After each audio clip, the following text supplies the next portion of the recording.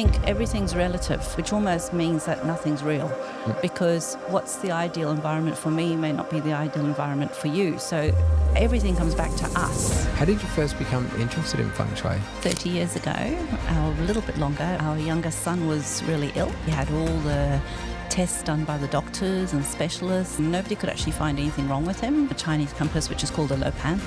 And she had that, and she did all these things and looked at all my house in this weird way and did all this weird stuff and everything, and then said, it's the bedroom he's sleeping in. You need to move him to the other bedroom. With this fast energy, what should people be doing leading into the future with this fast energy? We're all in the fire energy now, so everything we do needs to be an experience, needs to be a performance. Hi everyone, welcome back to another episode of the Matt Helen podcast. On today's episode, we have Feng Shui master Jan Leese, expert in classical Feng Shui and Chinese astrology. For over 30 years now, specializing in not just Townsville but worldwide. Jan, welcome to the program. Thank you very much for having me. Thanks for coming on. I thought we'd just start with, kicking off just a little bit about your background and how you got into Feng Shui, and then we'll get into the thick of it, I think. So how did you first become interested in Feng Shui? It was 30 years ago, or a little bit longer. Our younger son was really ill, and he had all the tests done by the doctors and specialists and scans and everything done, and nobody could actually find anything wrong with him, but he was ill. And so I went on to homeopaths and naturopaths and kinesiology and reflexology and herbalism, you name it. I went to everywhere, and nobody could find out what was wrong with him. But in the meantime, he was just really unwell. And then one of the naturopaths said to me, there's a visiting Feng Shui, or we say Feng Shui, consultant over from England. Yes. And at the time we were living in Central Africa. And so they said, she said you should contact her and see if she can come up with anything. And she's only here for a few months because her husband was I think he was a doctor, and he was doing a locum. And I had never heard of Feng Shui. And so I contacted her, and she came around to my house with her, I have now a Chinese compass, which is called a lopan, and she had that, and she did all these things and looked at all my house in this weird way and did all this weird stuff and everything, and then said, it's the bedroom he's sleeping in. You need to move him to the other bedroom. But at the time, we were expanding our house to include my parents to come live with us and building extensions and everything. So we only had 2 rooms. Yeah. And so we moved him into our room. And he came right after 3-4 weeks. He started to come right. That quickly? And then so I just thought, well, that was just a coincidence. So I put him back in the old room, which was with his brother. And that was why I was skeptical, because I said, well, his brother's absolutely fine. If there was something wrong with the room, why wouldn't his brother be ill? Yeah. And he was thriving, his brother. So she was like, no, that room's energy is no good for his personal energy. It's like, righto. Anyway, so we tried this, and he got better in our room. I put him back in the old room. He started to go backwards. I did about 3-4 times. My family has a joke, because I love animals, that I don't experiment on animals, but I do experiment on my family. Yeah. So I did. I wasn't really experimenting. I was just like, how does this make any sense? And I just kept thinking it was a coincidence. But then after a few times, and I was like, nah, he's just staying There's with something us. into it. Yeah. And so he never went back to sleep in that room. Because when you think about it, you spend at least 8 hours in the room sleeping, getting ready for bed, getting up in the morning, and as a child, drawing there, playing there, and all the rest of it. So he stayed in our room, and we'd eventually built on another room for us, and he kept that. So I was very, intrigued. What was this all about? And so I started reading a lot of books, which, when I say a lot of books, there was very little around in 1995. And then through my journey, I found a lot of them were actually not classical Feng Shui. Yeah. So that's the real traditional Chinese way. So that's been going for like 3,000 to 5,000 years, depending who you speak to. And the Western world got hold of it in the 1970s. So you'll appreciate it's very much watered down and very minimal in a Western learning. And back then there were no Chinese teachers like writing things in English or anything. So I just absorbed everything I could. I tried all these different things. My mother and my stepdad moved in with us at that stage, and she got involved in it. And we were just sort of basically carrying on experimenting, friends, family, and all the rest of it. And it was very intriguing. And some things went really wrong and some things went really right. And but I had no idea back then the depth of it. So it's 30 years later. I still study all the time. I have my Chinese masters. So I study the classical systems and I read classical Chinese books. And it's just never ending. I've signed up for my next 5 years, 5 lifetimes to keep studying because I'm never going to finish. Yeah. So your son was like an aha moment, like there is something. Well, it was like I just sort of went with it and thought it was interesting. Yeah. And my interest was really peaked because of him. He was a real teacher to me. I studied homeopathy, reflexology, kinesiology, all these different things too, which I just thought were incredible. And they all helped my family. That was what I wanted it for, not to become a kinesiologist or a reflexologist or anything. But his experiences really showed me it's not just, the food that you eat is so important, everything is so important that we do, but I hadn't thought about my environment. I hadn't thought about the room we slept in. Yeah. I hadn't thought about all those things. And so they really encompass everything as well. So that was sort of an aha moment about my environment for sure. Yeah. And when you were experimenting, early on, was there anything that, like, what was a really good thing that happened? I think it was just really understanding the effect of the surroundings, not just inside the house, but outside the house. So, It expands outside the house. Yes, that's right. It's just multi-layered. So I really got to realise, that the front entrance of our property was looking very sort of daggy, as we say here. Yeah.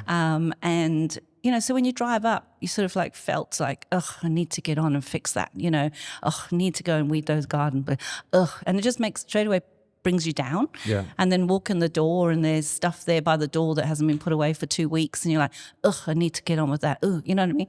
And then when you sort of just start, and that's without even looking at what the Feng Shui energies are, but just starting to go, let's just make sure that everything that's around me is something that brings me up, that makes me go, that's lovely. That I really enjoy doing that. That picture really brings me joy. Yeah. You just start to realize how much your home affects you. Yeah, it sure does. And with the experiments you were doing, like were there any like negative experiments that sort of happened and you went, well, we're not doing that anymore? Yeah, definitely with water features. Yep. So water features is a really big one. Okay. Moving water and fiery colours really trigger the unseen energies. And so we use them in classical feng shui in the right spaces. But what happens is, like I did if you had it in the wrong space, if you don't know all the layers, you read some sort of general thing which is all wrong. That goes, in the south you should have a water feature, or on the right hand side of your front door have a. So I'm glad those all things happen, because when I get clients who've done the same thing, I'm like, they've read a magazine on the I'm like, I know what you've done, right? Yeah. And that water feature is actually right in the energy of bankruptcy for you, and that's why you're losing all your money. So let's move it into the energy of wealth instead. Yeah, so, once they've done that, they see the change. They can see the change. So so we had mum and I had many giggles at all the things that we cause chaos with and all the rest of it, but it was all good learning curves. Yeah, sure would have been. Yeah, did you have any humorous or unexpected memories? Yeah, I think right at that very beginning there, as I say, my husband and 2 kids lived with us. They lived with me, and my stepdad lived with my mum, but we were all in like the one house but separate, like a bit like a duplex, under the same roof. And we really got into this feng shui thing, and we're walking around with our compasses and our things and everything. And I just used to laugh, and I still laughed often to this day. My stepdad and my husband said they were going to put landing lights on our roof because they reckoned that we'd turned into witches, and that's how they saw it. They didn't understand, as we didn't at that stage, of the depth of it all. But so whenever, for years and years and years, my stepdad would always say, this is my daughter, she's a witch, we've got landing lights. Or my husband would say, when I'd go out, he'd say, I'll put the landing lights on for you. Yeah, they were quite rude, but we all understand it was a big joke. Funny. But But to this day, I'll go into clients' houses and you can see normally the husband sort of looks me up and down and thinks I've got two heads and is like, what are you here? I don't believe all this. And then once they see the results, it turns around around very quickly. And it's normally the husbands who are more into it than the wives once they actually get into it. Yeah. Yeah. I think there's a lot more out there than what we know. That's exactly right. We don't know what we don't know. Exactly. 100%. So what was your step-by-step process when you do beginning a Feng Shui audit on someone? Like how does it start? Yeah. It is a long process because there's many layers. I think I worked out that I look at about 16 layers and then it's how they all work together. So right at the beginning, somebody will contact me or now I have a nice fancy website. I didn't used to have one of those, but I've had that for about 6 years now. So people can book online and that might be the very first time I get to know that there's somebody wanting my services, or it could have been a conversation somewhere. 99.9% of my work is referral from other clients. So there's always like this continuum that goes on. And the, so the first thing is that people either are telling me their problems or not just problems, goals. And that's the thing, a lot of time people say to me, who are your clients? And I really used to stump me because I thought, I have clients from all walks of life, all different ages, all different, I don't know, everyone's different. And then I realized what every single person had in common was they wanted to do the best they could do with their life. And so those people look at anything to make them their lives to get better. That 1% better. Yeah, maybe they need to get fit, maybe they need to lose weight, maybe they need to study more, maybe they need to do a course, maybe they need to get a better job. Maybe, it could be anything. And one of those maybes is maybe we need to check our Feng Shui, right? And so I might get the questionnaire filled in and it tells me their problems, goals, health problems, et cetera, et cetera. And so I take a long time to go over that questionnaire to really make sure I'm fully on board. But I've normally had a conversation or something with somebody. And then I will generally book in then when I'm going to do their audit. So I need a drawn to scale floor plan because this is a very exact process. I work within 3 degrees. And so it's got to be exact to know exactly what type of chi line is, etc. Yeah, what position the house is, like north face. Yes, and from that we've got we actually have like 26 different directions that we're looking at, locations. So it's not just north, south, east, west or anything. And so, then once I turn up on site to do the audit, I'm taking the measurements and the readings with my low pan to figure out how the house sits in its environment. But don't forget, before that, I've already done a lot of work.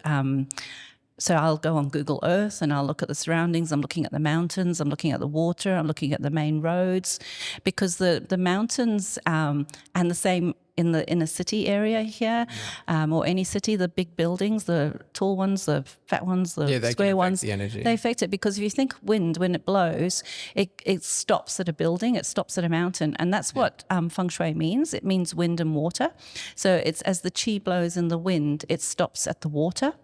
And so that's what we're wanting to look at. How is the chi flowing? How does it go around the buildings, the mountains, and in relation to your home?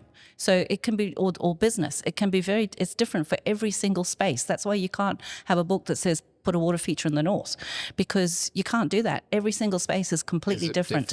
And you have good chi and bad chi? Or? Not necessarily. No, I don't really think there's good and bad or anything. It's just how you use it. Okay. And so when that chi flows, you want to make sure it comes to your home not too much. Like, you don't want to be swept away, and you want a nice, gentle chi that nourishes your space. And then the water helps to keep the chi in the space. Okay. So roads are the same as water. They move chi along really fast. So living on a busy road can be different to if you're, same house, court, a few blocks away. So then after that, I'm talking to the people, I'm looking at everything, I'm doing it all, and then I'll go home and I'll work out all the layers and I start to type a report, and then I go back again and deliver it all. And a lot of people are surprised, or sometimes I say, I'm just here to tell you what you already knew. But and they do, and then it comes back to them going, okay, well, that makes sense. Yeah, that's exactly what happens. Well, that's why that room is always like that, because blah, blah, blah, or sometimes like the son has never slept in his own room for 15 years, but now we move him into the right room where his energy is supported and he doesn't feel vulnerable, which is what the energy in the other room was doing.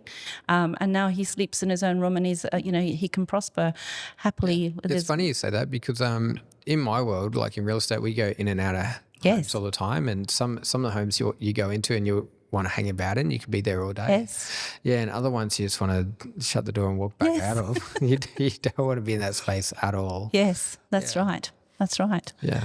That can come from many different ways, but we come down to the basics of yin and yang. So if you go to a space and it's very dark, there's not much yang in there, and that's just not natural. We need to have a nice balance of yin and yang, and so the yin just makes you want to it's a bit creepy, isn't it? So I'm always going to houses like that and saying they've generally got too many layers on their curtains of curtains, and they've got those metal shutters outside, and they've got trees right against the house, and very dark, and the poor house can't even breathe. There's nothing, and it feels really creepy. Yeah. So and then can even be that there's been some awful incident there, and that can sometimes just leave an energetic memory. Yeah. Yeah. Yeah. So houses definitely can hold a presence or an energy. For sure. Yep. For sure. But you guys do a great job with all that. What's it called when you do all the furniture and all that? Oh, the styling. The styling. I've just loved that since that's become sort of almost normal. Me too. Yeah. It completely shows what the space can do, because people who've been living in the same space and they never move any of their furniture and they've just been doing the same thing, it just becomes stuck energy. And then you may go and think, well, that's not so great. But then add a coat of paint and put your styling in there and you're like, wow, this is actually beautiful. Yeah. Yeah, I've got a thing where I think I might have got it from you actually many years ago. But people in houses are a bit like hermit crabs in their shells. That's right. You use a certain house for a certain period of time. That's And you either grow into that house or you grow out of it, depending on what's happening. Yeah. And I've noticed it many, many times because when we're sitting down at the listing table and we're listing a home, we're talking to sellers and you can feel their energy and the house is all about them. But then come a few days before settlement and the keys get handed over to the new buyers. Often those sellers moved out. It's a vacant house and the new owners are doing a check. They do their last minute check and they say, thanks very much. I see them at the door, say goodbye. And then I walk around and close it all up. And it doesn't feel like anything. It just feels like this vacant space because the last owners have left. They've gone. The new owners haven't quite moved in yet. The journey hasn't quite started. And, but so it just feels like this vacant space, like nothing. So That's right. The story's about to start again. That's right. That's right. And that's why no two houses are the same as well, because it depends who's living there and it depends what they do for an occupation. So like I said, no, not really good or bad. It's like, how do you use that energy? And so you can have say the Feng Shui energy of the main front door that they use all the time could be about, ideal for a surgeon, for example. But then somebody who isn't a surgeon, that can backfire on them. It can change to all sorts of different experiences that aren't what they do. Yeah. And so they could say, oh, it was a great house, blah, blah, blah, because the surgeon lived there. But actually they just need to find their own space in that house. You can't ever do that. Each house changes a bit with who lives there. With the people that live there. And how the people's energy interacts with the house's energy or the chi that's coming through it. Yes, because it all interrelates. So the energy, the house affects the people and the people affect the house. Yeah. Yeah. Yeah, and your surroundings affect you. So I think it was Winston Churchill that said, we build houses and influence their shape, and then they shape our lives. And I think it's very true. That is very true. That's a great saying. What would be a simple low-cost change that people can do like immediately to improve their home's feng shui? Yeah. I mean, without ever knowing all the layers of the feng shui. It's just about really respecting your surroundings. And I mean, I talk to my home. I talk to every place I go to, because not that that's what feng shui is about, but it's a relationship with something that's going to be in your life for a long time. So So my tips would be like when you go home, think of that home as a person. Think of it's really in your life a lot, right? And influences your family and everything. Yep. So have a relationship with that house. And when you see that the house is looking tired and needs a clean and perhaps a little bit of some handyman work, think of that as somebody really well in your life, and they need a hand. They need somebody to come and patch them up a little bit, and in turn they'll support you as well. And your entrances into the home, whether it's through the garage and then the internal door, or whether you come in and out through the front door, if you go in and out the laundry to hang your washing up with everything, those entrances are like the source of where the chi comes in. Okay. So you don't want it to be blocked. So if you think of the house again as a person, the doors are like our mouths and the windows are like our eyes. So we don't want to block the doors. We don't want to block the doors, and we don't want to, have the eyes all dirty. So cleaning our windows and having our doors clean and clear. So and having the entrance, can flow in. Yeah. So having the front of the house, the entrance, the driveway clear. Like, yes. Yeah. Yes, definitely. And your number, like on the house. 100%. Yes, I was going to say that the number is so important, because I always think of the number as like the house's name. And back in the day when Townsville was having struggles with selling houses, not like the market now. No, yeah, but back. Back a while ago, I used to get a lot of people call me and say, "Oh, my house has been on the market for 18 months, and I, just can't sell it." And I'd say, "But before I come and have a look or anything, I just want to ask you a few questions. One is, can you see your house number very clearly?" And they'll think, and they'll be like, "I don't know." Well, I bet it's not clear then. So go and make sure that's clear, Make sure your post box doesn't look like it's all falling down, because that's a little representation of your house. Make sure when people drive past, there's something that makes them turn and look, even if it's that the house is nice and clean, or it could be some pretty flowers, or that the number stands out. Because wherever you look, wherever the chi goes, energy flows. So you want that flow to come into your house. Yeah. And then, of course, keeping everything around you as how you like it. Like, don't have pictures up that bring you bad memories, or don't have some old cutlery that your crockery rather, that your grandmother gave you that's chipped that you don't like, but you think you should have it. Like, it's your space, make it yours. Yeah, that makes a lot of sense. I think, if you feel good in your space, the house will feel good, and that's right. Your life will feel yeah, good that's right. going after that. But if you are coming in and yard needs a tidy up, or house needs a fresh coat of paint, or the bathroom's getting past its use by date, that sort of thing, and it's always bugging you, that's always going to be in the back of your mind. It's going to bug you, but just do those fix ups, get the house back on track, and you'll feel back on track. That's right. How do you explain like chi to a skeptic? Well, I think, we can't see it, but we can feel it.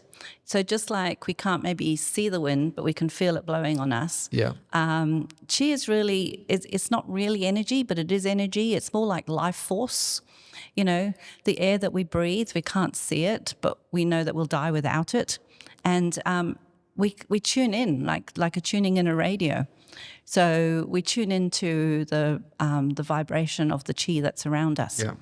And it's just more about, when you say to a skeptic, I mean, it's just more about them experiencing the difference. Yeah, they'd have to see it or experience it to know. Yeah, that makes sense. And to me, I think everything's relative, which almost means that nothing's real, because what's the ideal environment for me may not be the ideal environment for you. So everything comes back to us. So changing our environment around ourselves to please ourselves. You're always going to feel better doing it. You're always going to feel better. So if you don't do anything else, move your furniture around and give the place a clean. Yeah. Because how good do you feel when you do that? And you do a bit of a declutter and you think, well, I haven't used this, or I've gone through. Yeah, so good. I do it every couple of years, I think. I'll go through my wardrobe, and there's a whole bunch of clothes there that I just haven't worn, but I've been thinking, I might wear it one day. Yeah. And then you don't, so that I pack them all up and give them away. So, for sure. Yeah, and you do feel a lot better doing that. Yeah, so every year before Lunar New Year, I go on, I nag everybody on social media, right, because I'm not a decluttering person, consultant.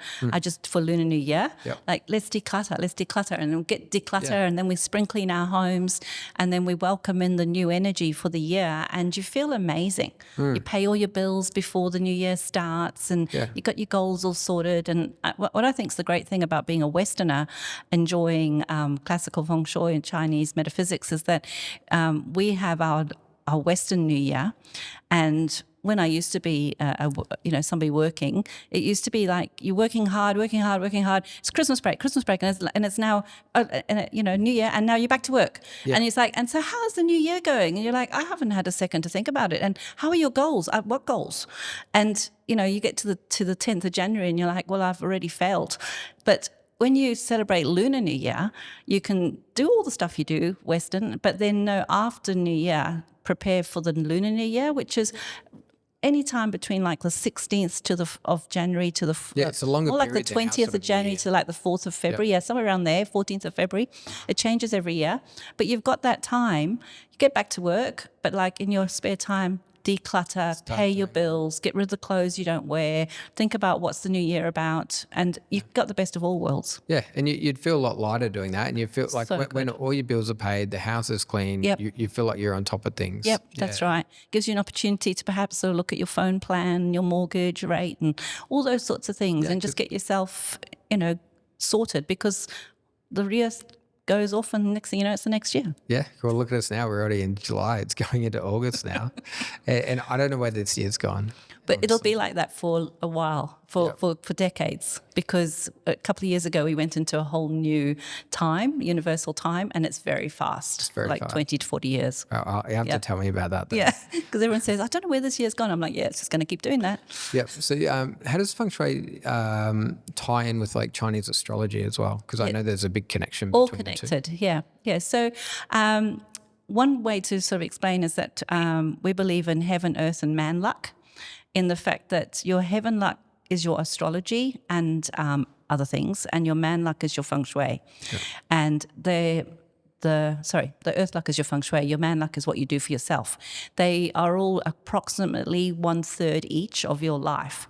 So the belief is that you could live in really bad Feng Shui. You could have terrible Chinese astrology, but you can make a 33% improvement on your life by being the good person, doing good deeds, being kind to your neighbors, paying your bills on time, studying, going to work, all that jazz. Things that nobody else can do for us.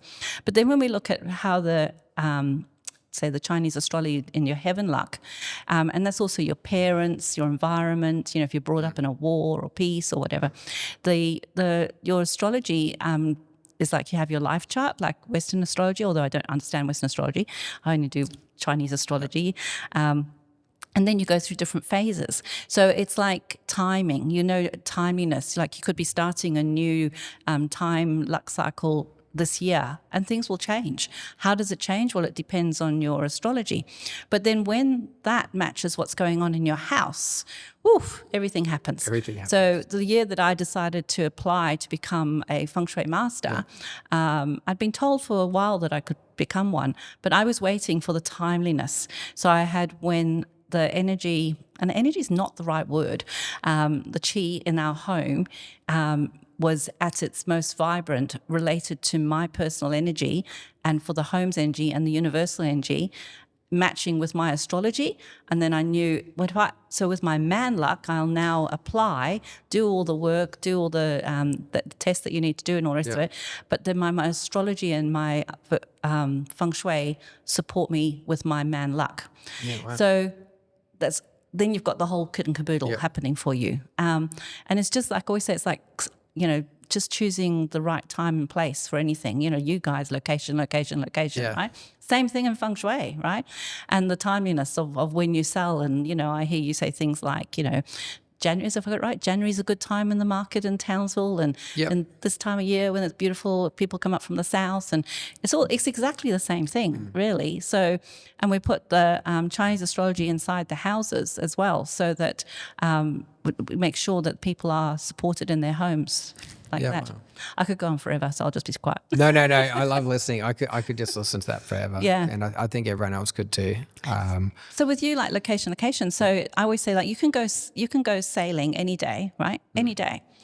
but you'll get a nicer experience when you choose when the wind's right speed, when it's not pouring with rain, when you launch your boat at the right tide. That's exactly what we're doing here. Okay, that makes exactly. sense. Yep. No different. So how can so talking about that, so Feng Shui can really, how does Feng Shui support emotional well-being, not just like spiritual? As well? It's all about health, wealth, and harmony. Yep. So we have no wealth if we don't have our health. Yeah. That's literally the most important analysis of the Feng Shui. Because when you're not healthy, you're just thinking about trying to get better. But when you are better, you've got a million problems. But when you are sick, you're only thinking about getting better. That's right. Without health, we're nothing. We can't earn money. And when we're sick, it costs us money, right? Yeah. Right. So, health is number one. And, there's all sorts of simple things with looking at a home is we want to imagine that the house is giving, well, the surroundings are giving the house a big hug. And then the same thing, then the house hugs us. We just keep going into another, another level. Another level, yeah. And so example here in Townsville with North Ward, when you've got Castle Hill right behind and you've got the sea in the front. So remember I was saying Feng Shui is about wind and water. So the wind can't come from the behind if you're in North Ward and you've got Castle Hill behind you. So you can't sort of like be swept away. Your chi can't be swept away. And it stops at the end of the water. In water. So you're in this little space between the sea and Castle Hill where the chi's really held in very beautifully. And that helps with our health because it's not being swept away. The health comes under the yin category. And so it's very yin. But you don't want it too yin. We never want anything too yin or too yang. A nice balance. So, so North Ward's a fantastic place to live then. It is, except, there's always... depends, right? Okay. So Castle Hill with its sheer rock face, we don't generally like that because there's nothing. It's you need the beautiful leaves and trees and grass. So it's living. It's living. That's right. It isn't living. Yeah, it's harsh. It's very harsh. But further down, it's fine. Yeah, you've got a nice greenery. Yeah, and then it depends really which, that's why nothing is anything because it depends, right? And it's relative to where you are. So I could have 6 houses on Paxton Street, for example, and they could be all different. Even though they're all looking the same way, they're all on the same street, they've all got Castle Hill behind. But they're all a bit... They're a little bit different because it depends. Like if they're single story and they've got a double story house, well, that makes a difference, right?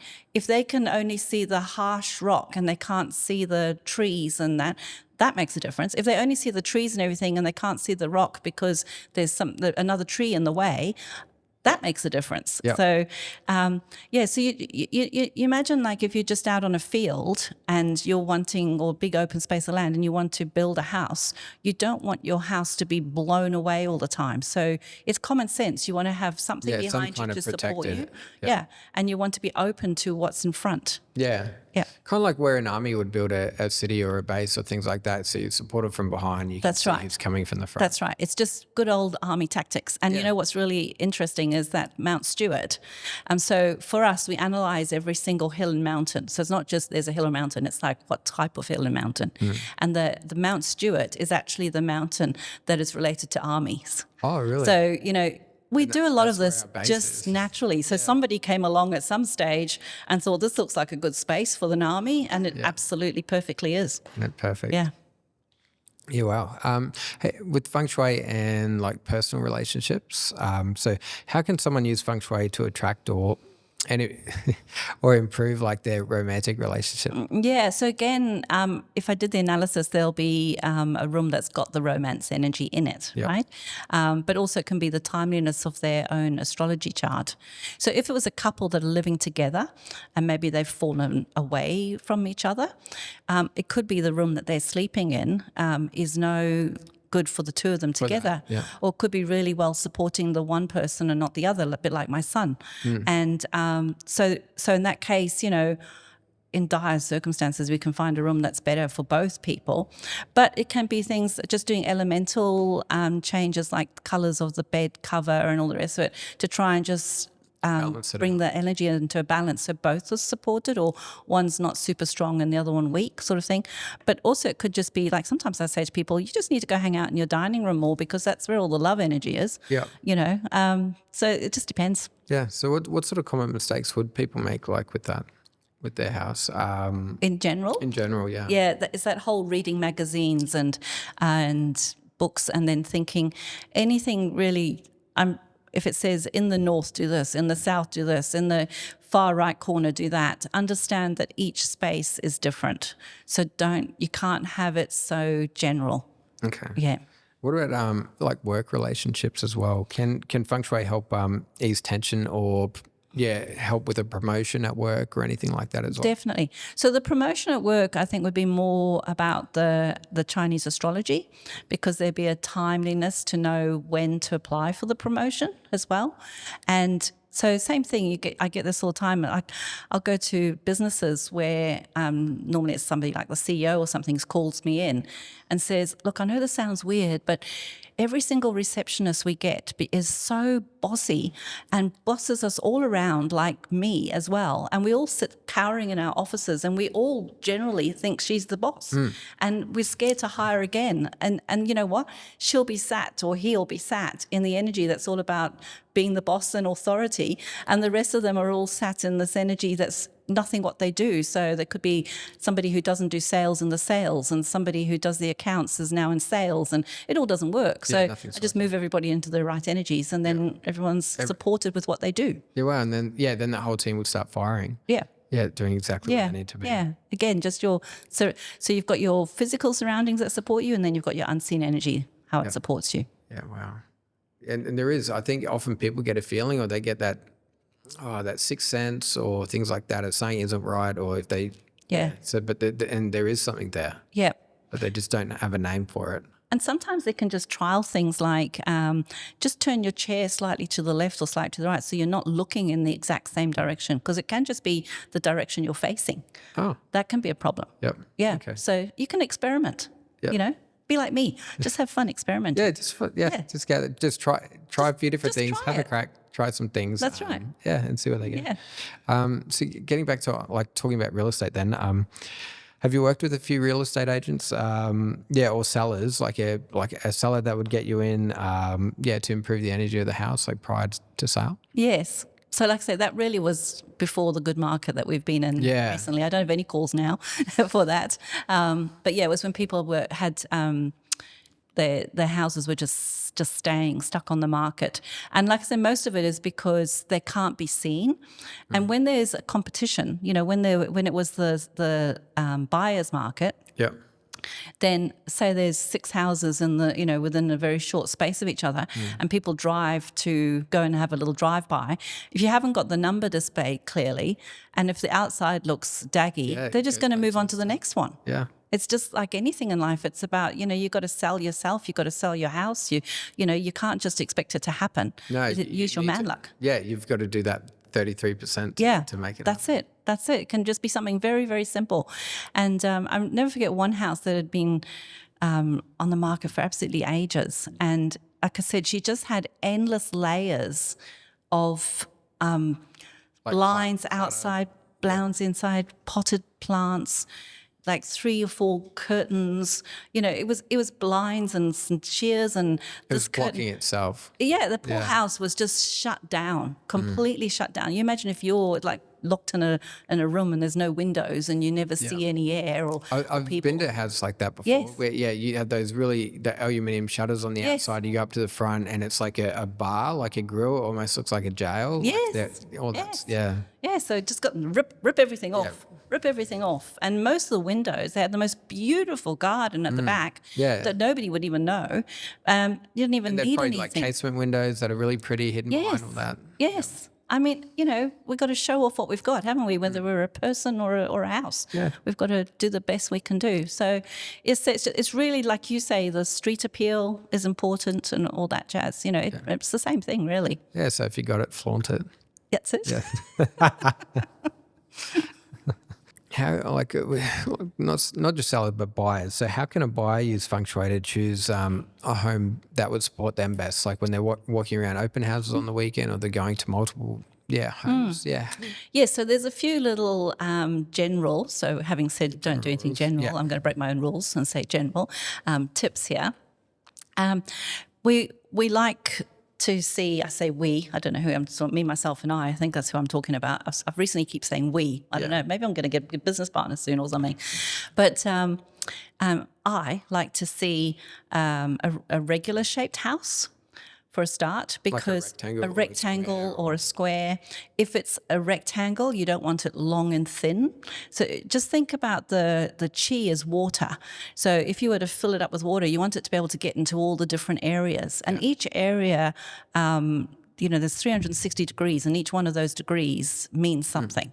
And so if you've got like an L-shaped house, then you've got a part of it missing. And that can represent as a part of missing in your life later on, because that part of your area in the feng shui layer is not really there. And if you did that, can you add something to, say if you added like if it was missing that L shape, if you added a pole into that corner and like somehow join those things up with like say land, say if it was a patio or something like that, you put like festoon lanterns and then you made it into a rectangle, that would. Yes, definitely, because the inside and the outside have got a relationship, right? Yes, so if you sort of put something in the corner, or you filled that area in with a pool or something like that, and you've got like or a pole in the corner, and you've got fairy lights going there, and you've got garden bed, and then it sort of draws you in. It creates a space that you might then go put your table and chairs and a lovely umbrella, and now that's not so missing anymore. And look, there's some things in life we're happy to have missing, so nothing's good or bad. It could be just perfect for the person who chooses that. So go on. Oh, sorry. I was just thinking, when doing all that sort of thing, have you ever had someone come up and say, like, Jan, I'm thinking about buying this house. Would you be able to have a look at it for us, like prior to us buying it? Yes, that happens a lot. Yeah. It happens a lot.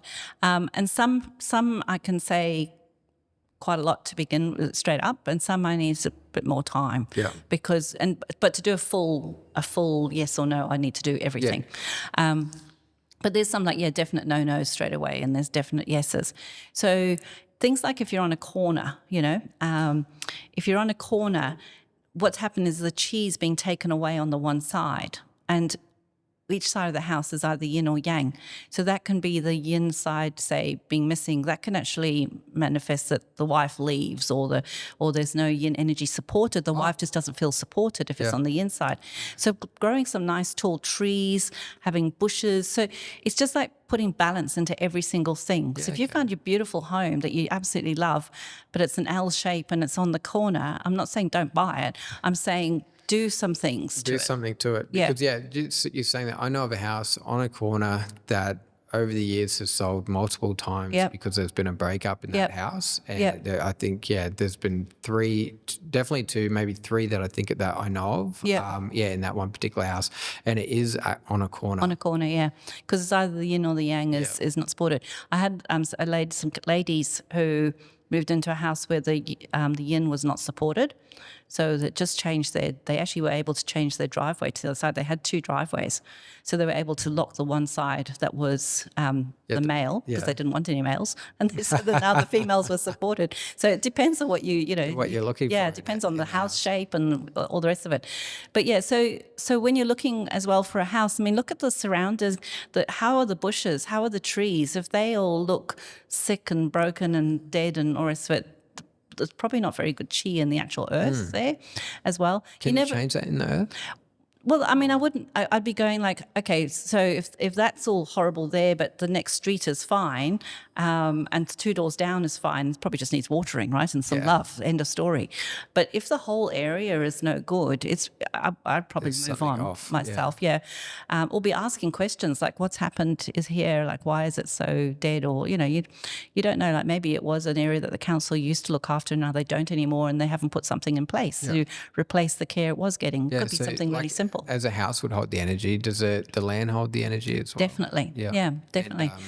So that the land around and the buildings and the mountains and everything around us are influencing the house, and then the house influences us. Yeah. Can Feng Shui help property investors as well, like or developers choose a better site for designs and things like that? For sure. I've done some developments as well. Really, what's important there is the main entrance to the estate. Okay, yeah. Because you're going to have lots of people coming flowing in through this that one space. So when it's a development and right at the beginning you're wanting to sell blocks of land, you don't want them all coming in the area that could be about bankruptcy. So you want in the area that's about sales. Sometimes there isn't that choice. Sometimes you can't do that, but then there's other things you can do, for the future to make sure of that. You could dampen that down. Dampen it down.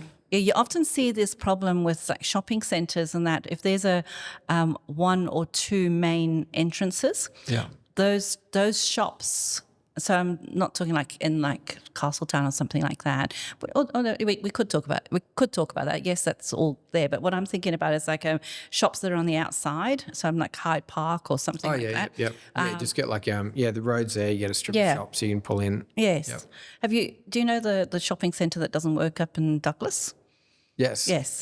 Classic example. There's only one entrance in, one entrance out, right? And it's such a fantastic spot right in the middle, close to the river, the tavern, and it looks like the best place you could get a shopping centre, and it's never done well. No, and because it's not open to the outside except that one driveway. Yeah. And so it's all looking in as well. It's not looking out. So when you're in business, you need to be looking out because your business comes from outside right? So all those shops and everything are looking in. So unless there's something happening in the centre of that shopping centre, which is not going to happen, how can it be fed? Yeah. So if you were to fix that site. Yes, I want to so fix that site. Yeah, so you'd open up all those offices or buildings that are on the only in certain places. Yeah. It could even just be one place that they just need to, I don't know if it's possible, smash a hole in the wall and have the chi coming in. I mean, for a start, we've got the beautiful river right there, and the chi that comes from a river is just brilliant, and it's yang. A business wants yang energy, right? Your home, you want more yin, and so if you've got the right chi coming in at the right spot into that, it'll feed it. It'll feed the soul. But also where you drive in, I'm not sure what that is. That could be a combination of loss. Yeah. So, and they were not going to change their driveway, but there could be something that makes it turn a certain way or something. Yeah, to bring it in off and it's on the corner as well, right next to the river. Yeah. So a lot of things happening. They've got a lot of opportunity there, but I don't know why it's like the way it is. No, same with that one. Yeah, but that's an example of where there was only one source of chi, and you need to make sure that source of chi is the right one. Is the right one. Yeah. Okay, and in people's homes, like how many pieces like sources of chi do you normally get? Well, so really mostly all the entrances into the home. Okay. And your windows you could have as well. multiple, like a bigger home might have more chi coming through, and a smaller home might work. And so I might go and say, don't use those doors. Yeah. If you're wanting to become the world's greatest singer, you don't use those doors. Okay. You need to use those doors, right? Because every time you come in, you activate that chi that you want. And so you don't want to be bringing in what you don't want. Yeah, that makes sense. You don't want unwanted visitors. Yeah. So use the right doors with the right energy. Yeah. Yep. If you want an Indian takeaway, don't go to the Thai. Yeah, that's a good. Don't go to the fish and chip shop because you wanted the Indian takeaway. Remember? Yeah. Yeah, I like that saying. Yeah. Yeah, I think everyone can understand that. Yeah, that's it. It's just we just need to. It doesn't have a big sign saying I'm the door that helps you to become the world's greatest singer. Yeah. So that's where the audit comes in. Yeah. But then again, I look at the astrology to see when will that happen. When will that happen? And with the astrology, like different people have different times in their lives, and do you get people that look back on that and go, "Oh, okay, well that made sense why I was like that." Yes. Or do you get people that like change lots of different paths down there, or do they have do you see that most people have like one or two or three or four? Yes, so you'll really have like your core blueprint for your life, and that's the same as a house. It'll like your natal chart. That doesn't change. So when I'm looking at the natal chart from 5 days old, I'm saying the same thing as when you're 70 years old. The difference is you'll have lived part of that journey, and people will say, oh yes, that happened. Oh yes, that's right. Oh yes, I've always felt like that. Oh, when you're 5, you don't know. It's the parents. You tell the parents, and then they're going to look out for it, sort of thing, right? But then you get those changing elements that come and visit. They're only there for a short time and then they go. And sometimes it can be just what the chart needed, just the natal chart. So like you want to be that world famous singer, right? And your chart shows you've got possibility, but it's not there forever. No, it's in like 5-year window or something. Yeah. Then that comes, and that's all you need to break in. Like, and once you've proven yourself, you keep going. Then you keep going from there. Yeah. So your chart basically maps out what is going to happen over your life or things like that, and then the Feng Shui comes over the top of that, and then you can go, okay, well, yeah, I can bring this good energy in at these points in my life. Yep. Yeah, and make all that work for you. Yeah, that's it. Yeah. And again, it comes back to us though. You know, I've had clients that I've told them that this is like amazing.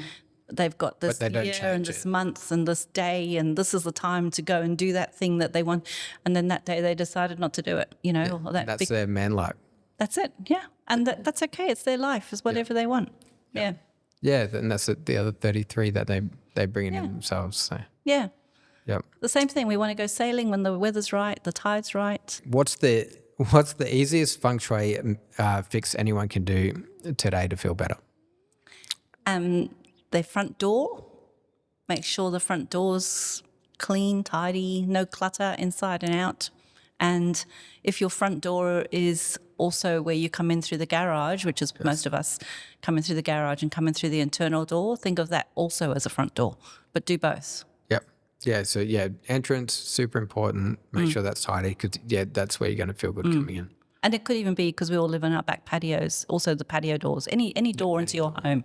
What's one story where Feng Shui created a major life shift for someone?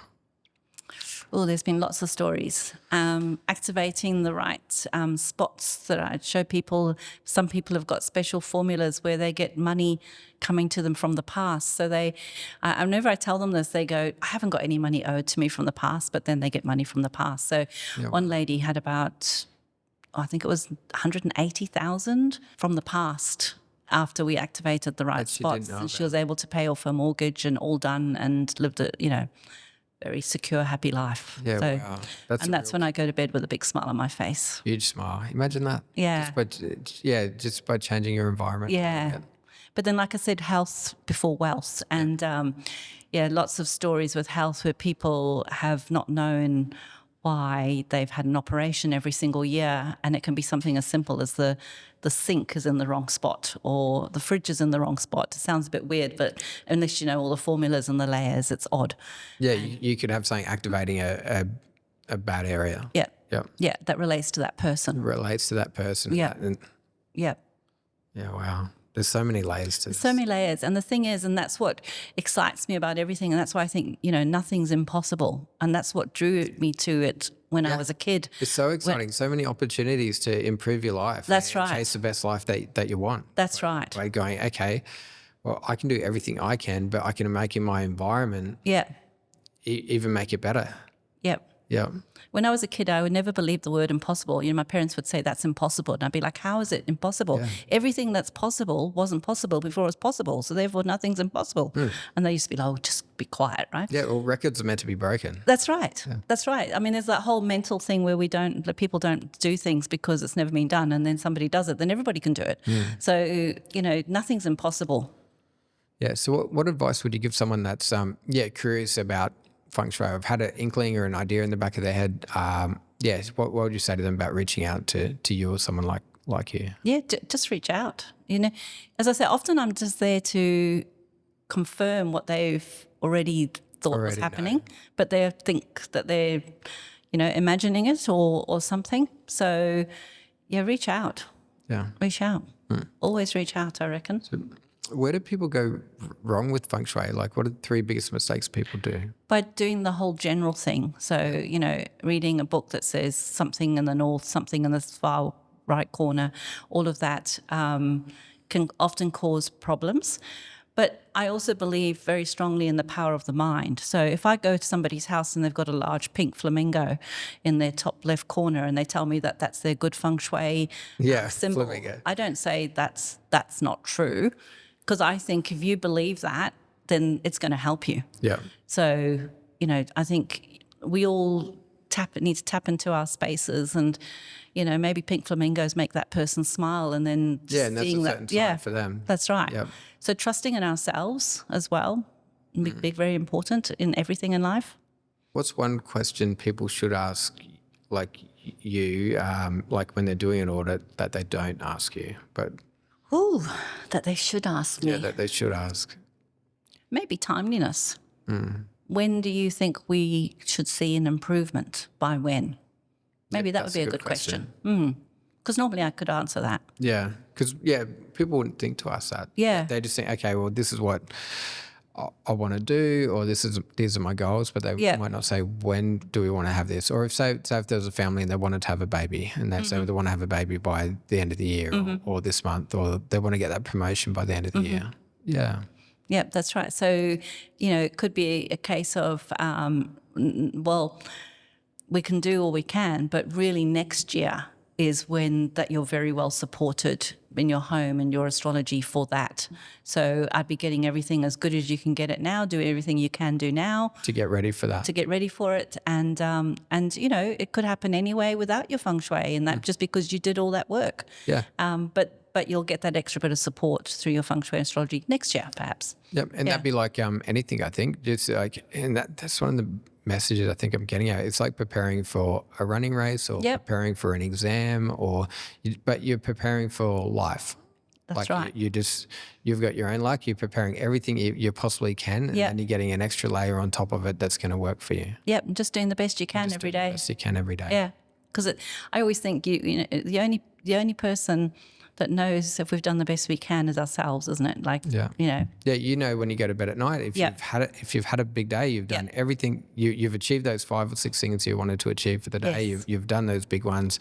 There might be something you have to push to tomorrow, but but if you push one till tomorrow that you should have done today, you'll feel that as well. You think, okay, well, I didn't do exactly what I wanted to achieve today. That's right. But then be kind to yourself too. Yeah. Yeah, that way. Do you ever feel the energy shift in a house, like after you've been to it? And yeah, for sure. My favorite part is the the people. Yeah. And the pets. Yeah. Do pets bring their own feng shui? Their own energy. Yes. But in fact, in the feng shui, I'm checking that the dog or the cat or anything is well supported as well, because that can have issues just the same as us. Yeah. And they're also, especially like indoor cats, they're just stuck in the house, the poor things, and they can't get away from something that's no good for them.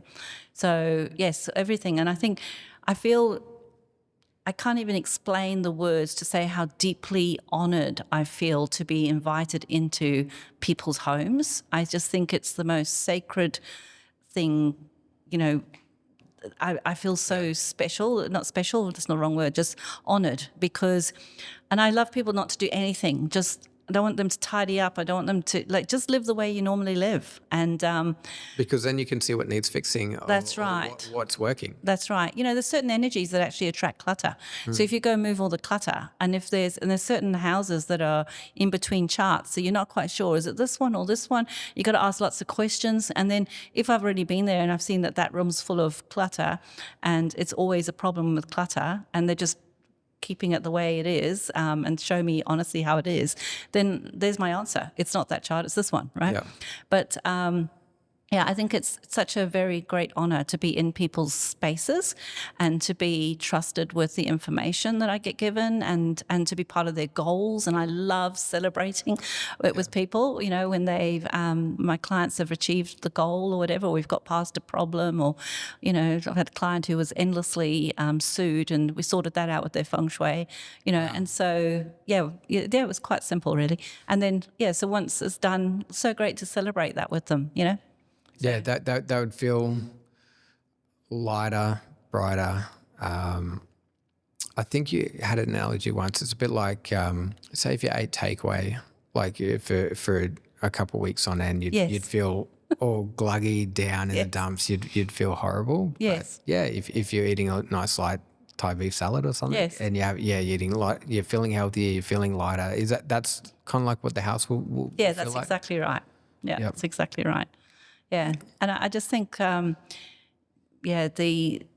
the power's within us, and sometimes they just need me or somebody else to just get people started, to fix their environment, to change their, it's depressing as well when you think, oh, I've got all this to do, but then maybe you just need to start here and do that. And then, it's like the more you do, the more you do. The more you do. So, and that would be the trick, just starting. 'Cause do you think people can get bogged down in it because they're used to living like that and that's just the way things are? Yeah. And they just get, I don't know, I guess you just get stuck. Yeah. And you're like stuck in a rut. Yeah. Yeah. I mean, just if you're stuck, just do something drastic. I mean, here people sort of think, oh, I live in the most beautiful feng shui like I see in the magazines. But I remember a time, our house, we weren't quite sure if we were going to sell it, rent it out, or keep it. And our curtains were getting past their use-by date, and they were starting to fray a little bit and look a little bit daggy. And it was really stressing me out because every time I look at this is exactly what I'm saying don't do, right? Yeah. But if we were going to sell the house, then we were going to do this with the windows. If we're going to rent the house, then we'll do that with it. If we're going to stay, we're going to do this. It was 3 different things, and we didn't really know what we were going to do. So what I did one day, I just took all the curtains down, I threw them in the bin, and we had no curtains up. Nothing. Oh, for how long? Until we made a decision what we were going to do, and then we sorted out our window dressings. Yeah. And it was like that. It didn't take long because we were pushed into a corner where we had to go, okay, let's make a decision. We were stuck. We were literally stuck. And so we just couldn't decide. So I just did something really drastic. Yeah, wow. I'm a little bit like that at the moment because we love where we are. It's the most beautiful home that you could imagine, but we work 6 days a week, and there's a lot of maintenance around the yard because it's a larger property, like with the acreage. So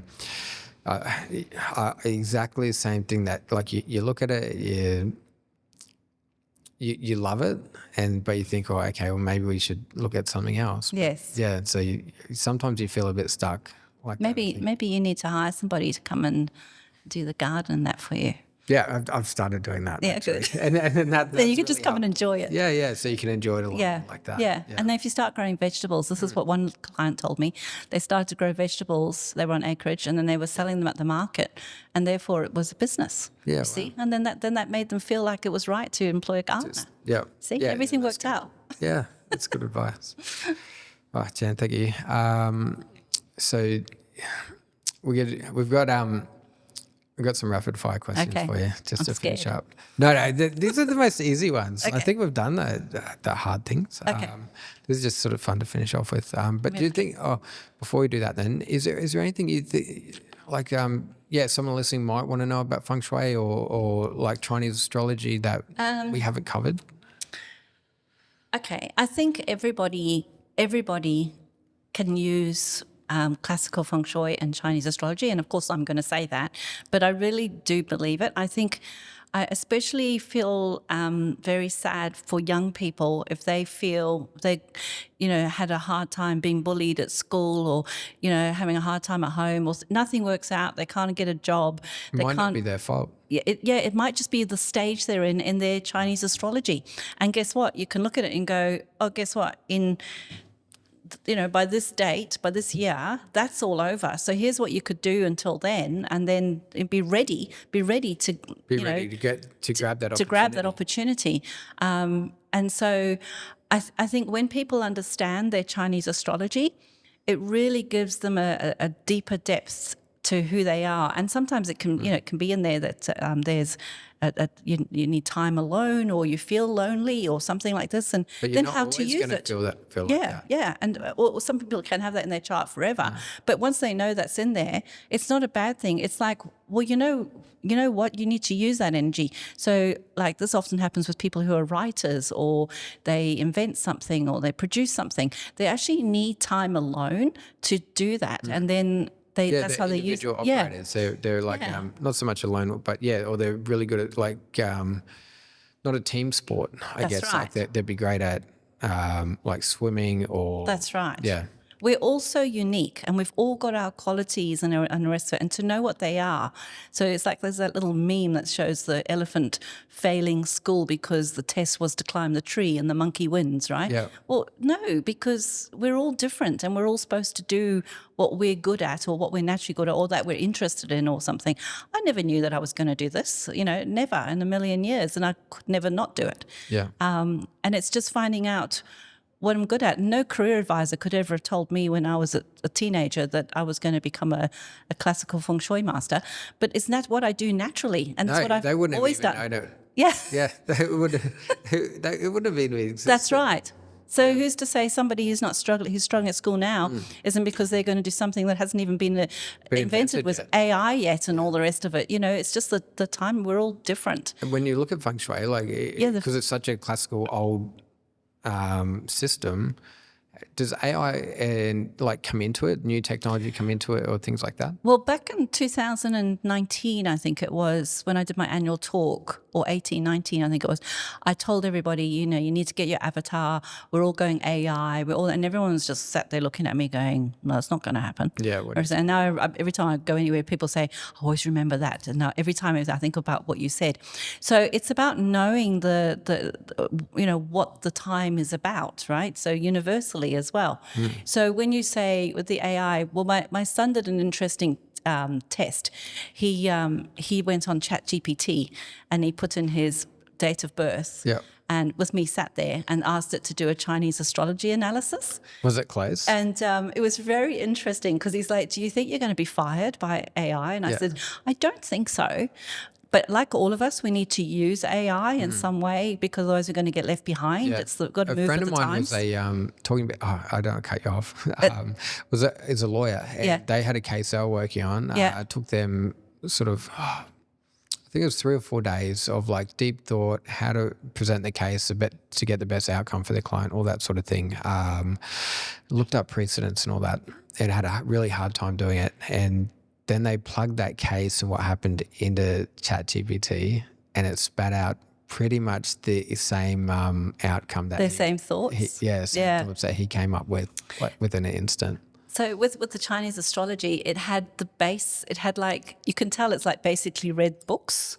Yep. And put it together, and it was wrong. Oh, yes. So I was like, yes. But then if you didn't know any different, you would know that. Yeah. So that was the thing that got me. I was like, oh. So, and then I believe in the mind. So maybe if you believe that, then who knows? Who knows? Maybe I'm just redundant. I don't know. No. I think there's more to it than chat. Yeah, if it just pulls out the information and puts it together, but there's no one correlating it. There's no one really looking behind it to make sure that is correct. Yeah, it didn't put the layers together. It didn't work out. Well, because of this, that's not actually there anymore. And so therefore this comes into play. It didn't change the way things happen. So, but I think, as I said, back 2019, I say, you remember when computers came in, when people who said, I'm not going on, or with the internet rather, I'm not going online, I'm not going to have an internet address, I'm not going to do a website, all that. Well, they got left behind and they closed their doors, didn't they? So we're in this 20 years now of really fast energy, which supports the whole of AI, the whole of the metaverse. I was telling everybody all this back in 2019. I'm sick of saying it, so I don't tell anybody anymore. That's why it feels like everything's going faster now. So fast. It's fire energy. So we've been in 20 years of earth energy, so it's been slow, steady, solid, but now just gone. And with this fast energy, what should people be doing, leading into the future with all this fast energy? So fire energy relates to showbiz, pizzazz. If I'm going to do a place that is about showbiz, they need fire energy, right? And so you'll see the Opera House, the Sydney Opera House, the shape of it, it's like fire flames. Yes. See, so your buildings shape you, right? So that is the perfect shape for a place that performs.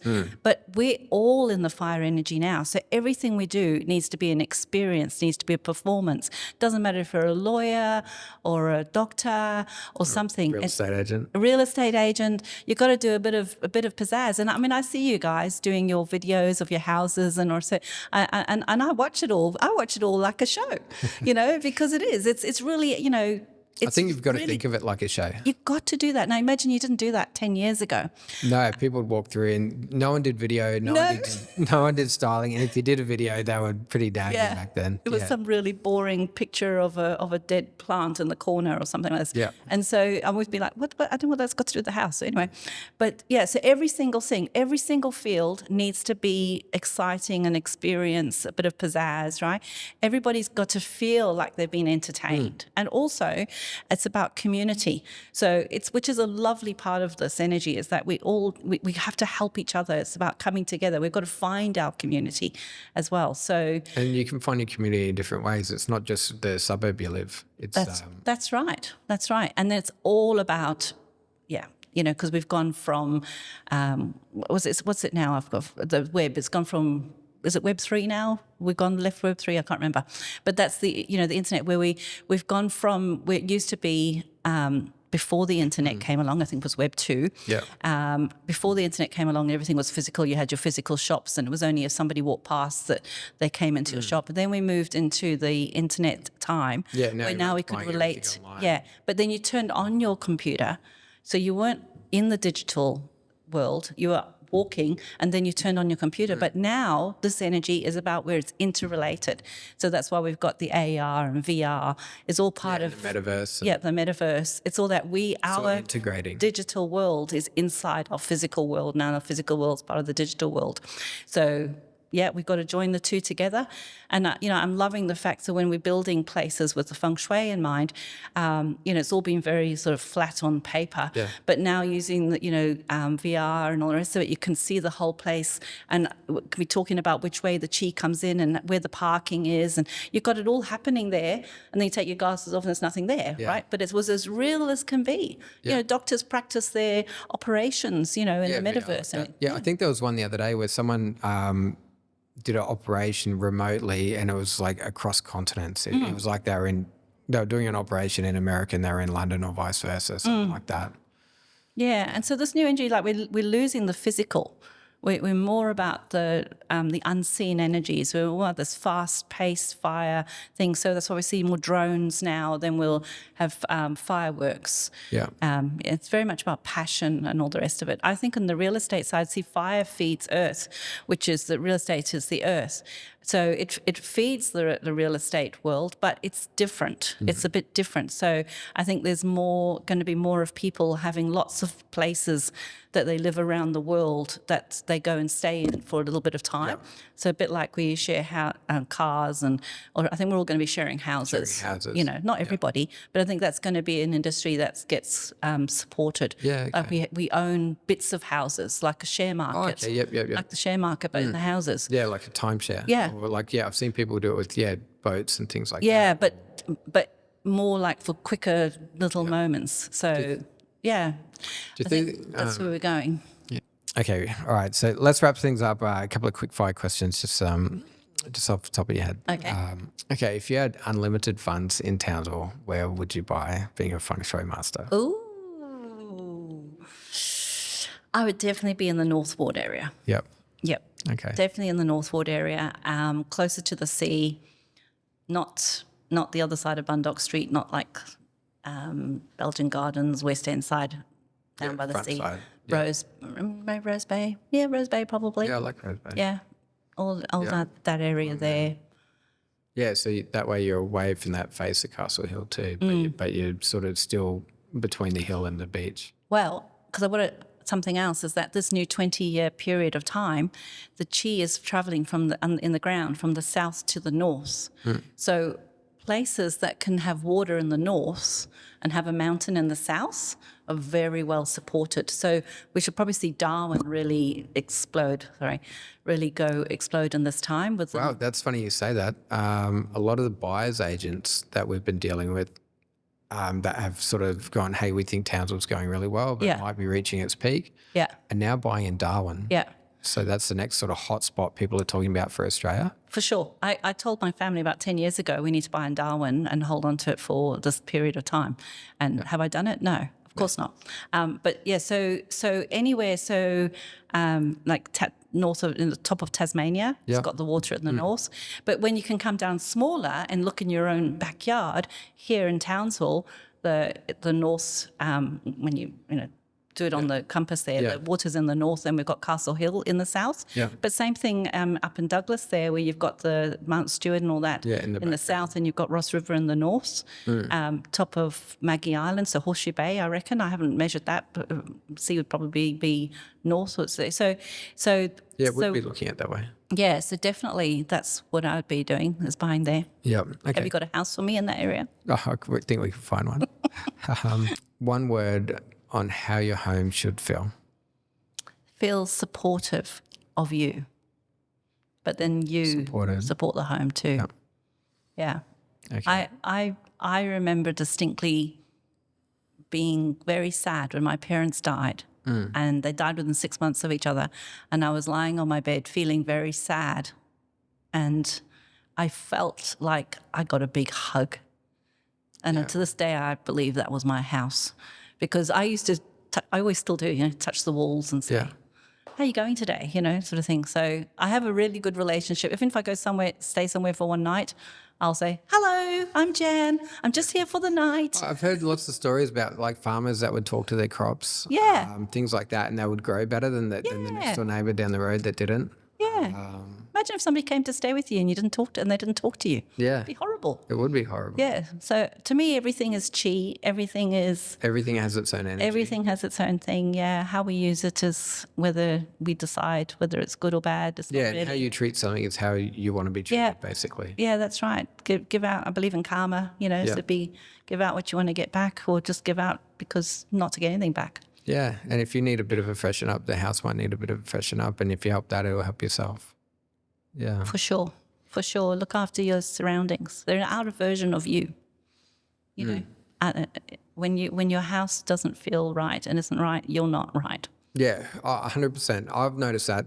I know we're going to wrap up in a second, but when I go into a house and it doesn't feel like that, you can go in, it feels cluttered, it feels messy, it feels like something's off, and you can usually tell, and then the people are a bit off, but the house is definitely showing that it's off. Like there's something there. Yeah. The yard's not quite right. There's a lot of maintenance to do. It's just not in its best shape that it could be. And that's when in talking to people, you find out that they've been, had been treated for cancer for the last 6 months, and their mother died, and the child's not doing well at home, and who's got time for their garden and that, that's when we should all be helping each other. But equally is the other side. Nothing worries me more than when I go to a place and it's perfect. Oh, yeah. Oh, my God. That keeps me awake at night. And, you go somewhere, everything's white, everything's pristine. There is not a thing out of place. Feels very commercial. Very commercial and cold, and that worries me because I think there's more going on, and they're hiding something, or very often very anxious and worried that if it's not perfect, the world's going to fall to pieces. But you know what? The common story I get told, and I think this is a really nice way to wrap up, is when I go to places and they're like this beautiful, beautiful mansion, beautiful 6 bedrooms, everyone's got their own bathroom and all the kids have got their own little study nook and all the rest of it. And the kids have got TVs in their bedrooms and all the rest of it. And they call me in because they're not happy. And I say, when was the last time you were all happy? I'll get the same answer every single time. Oh, we used to have this little old house in Annandale. There was just 3 bedrooms, and the 3rd bedroom was really tiny. It was really a thing. But the 6 of us were crammed in there, and we were so happy. And now we've always dreamed of having our lovely home and a dream home with everything in it. And they buy it, and everything's there, and they're unhappy. And you know why? Because a home is nothing without the heart, like anything. And what's the heart is where we all come together. So I would never, no matter how much money I had, give my kids their own bathrooms, their own studies and all the rest of it, and go eat in their bedrooms. No, come together. Always come together around the dining room table. Have your lounge so you can all sit and chat. Have your veranda so you're always together. If you're not all together and you're enjoying each other's company and getting to know about each other's day, what's the point of having the home? Yeah, that's right. What's the point? So the home needs to entice you to come together. Always entice you to come together. Yeah, that's fantastic. I think that's a great way to wrap up. Yeah. Thanks, Jan. You're welcome. Thanks very much. Thanks very much, Jan, for coming on. You're very welcome. I think I've got a lot out of today, and I think everyone listening will get a lot out of today. And if they do want to reach out to you, what's the best way to get a hold of you? Probably through my website. It's THEQI consultant.com.au. Oh, fantastic. Thanks, Jan. And thanks everyone for listening. Thank you.